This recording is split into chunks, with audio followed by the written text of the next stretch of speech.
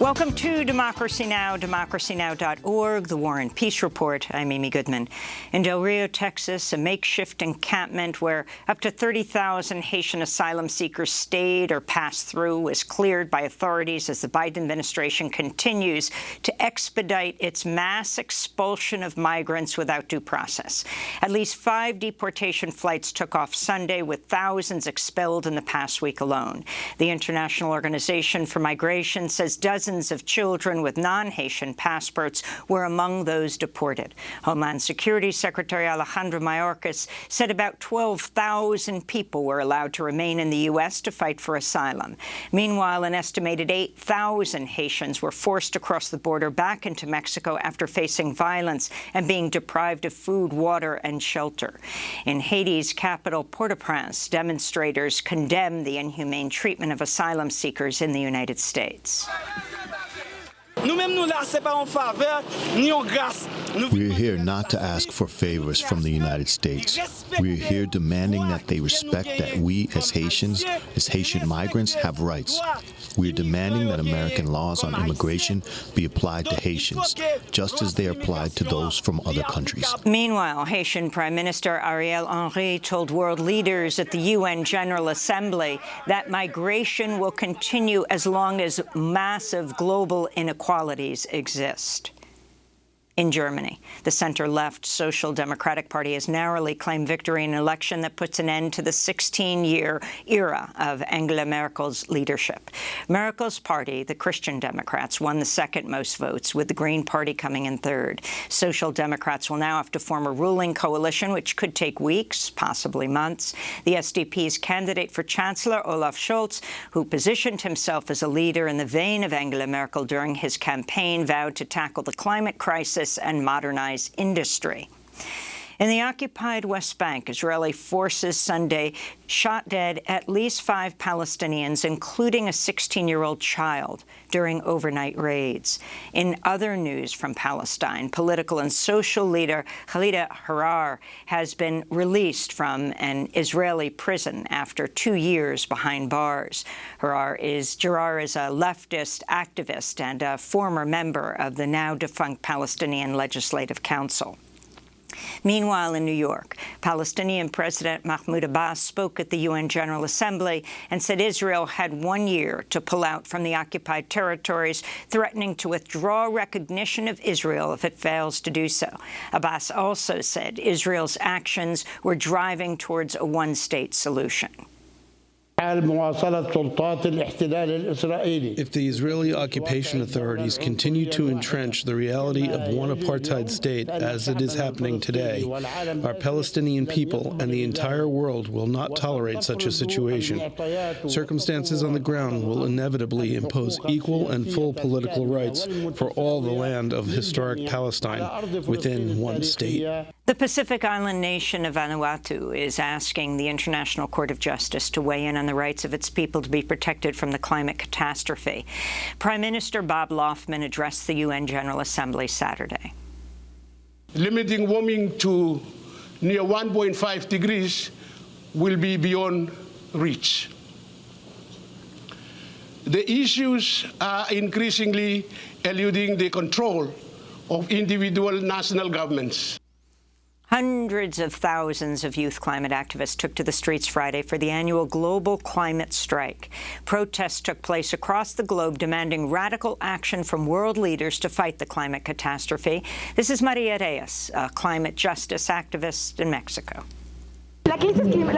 Climate crisis is not a thing that will happen in 10 or 15 years. Climate crisis is here. Mexico is one of the most affected countries in Latin America. We have scarcity, we have droughts, we have floods, we have heat waves. We are dying of thirst. We are dying because of heat, and the government is still financing the fossil fuel industry. In California, firefighters continue to battle multiple wildfires. Police arrested a woman suspected of arson in the Fawn Fire, which erupted in Shasta County last week and led to thousands of evacuations. In the Sierra Nevada mountains, the KNP complex fire is still raging in Sequoia National Park and has blazed through some 45,000 acres. It was just 8% contained as of Sunday. In related news, California utility company Pacific Gas and Electric was charged with manslaughter over last year's Zog fire, which killed 4 people. In Somalia, al-Shabaab has claimed responsibility for a suicide bomb attack that killed at least 8 people at a checkpoint near the presidential palace in Mogadishu Saturday. Somalis have condemned the government for neglecting security in the country amidst a contested delayed election and ongoing political disputes. In Canada, the Conference of Catholic Bishops apologized for the century-long abuse of Indigenous children at government and church-run schools. The move comes after the remains of hundreds of students were found over the summer at the former boarding schools. But the apology falls short of a recommendation by Canada's Truth and Reconciliation Commission, which called on Pope Francis to apologize directly for the Church's role in Canada's cultural genocide. In Switzerland, nearly 2/3 of voters cast ballots in favor of same-sex marriage in a referendum Sunday. Switzerland is one of the last countries in Western Europe to approve same-sex marriage. Meanwhile, voters in the Catholic European microstate of San Marino have overwhelmingly voted to legalize abortion in the referendum there. Once enacted into law, pregnant people will be able to access abortions up to 12 weeks of pregnancy and in some cases after 12 weeks. San Marino is a small enclave surrounded by Italy. Meanwhile, back in the United States, the House passed the Women's Health Protection Act Friday, weeks after Texas enacted a near-total ban on abortion, and as the Supreme Court is set to consider a challenge to Roe v. Wade later this year. This is California Congressmember Jackie Speer. We are not vessels for men to inject their sperm into and then walk away with no consequences. This is my body, not yours. Many on the other side of the aisle whine about the freedom that they have lost by having to wear masks. And yet, you want to take my freedom to control my body away from me. The legislation would enshrine patients' right to terminate a pregnancy and protect providers from state laws that seek to ban abortion.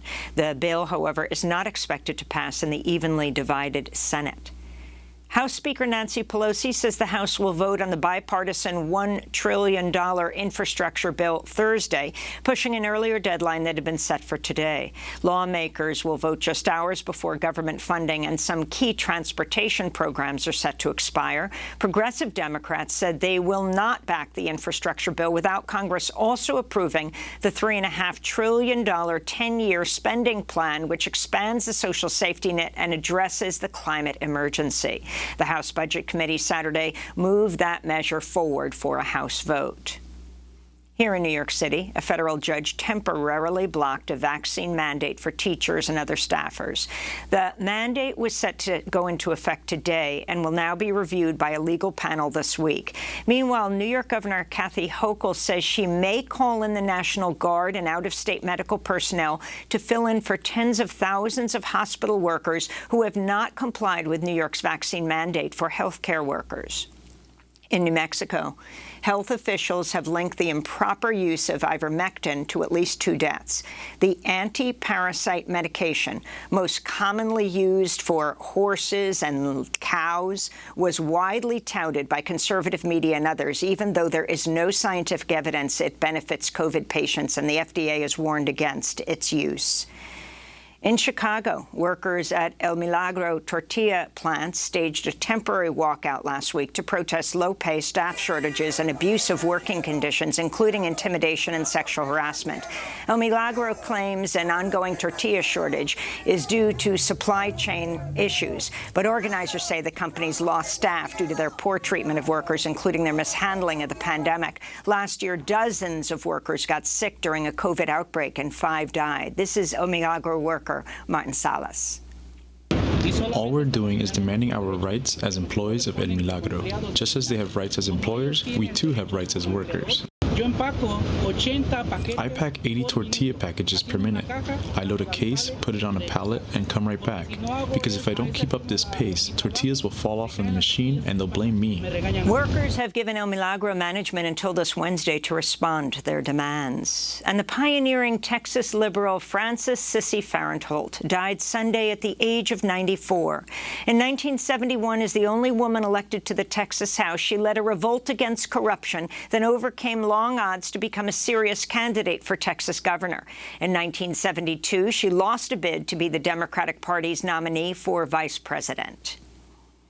Do you think at this time a woman could be nominated as a vice presidential candidate? To me, the pursuit of public office is a corollary to full citizenship.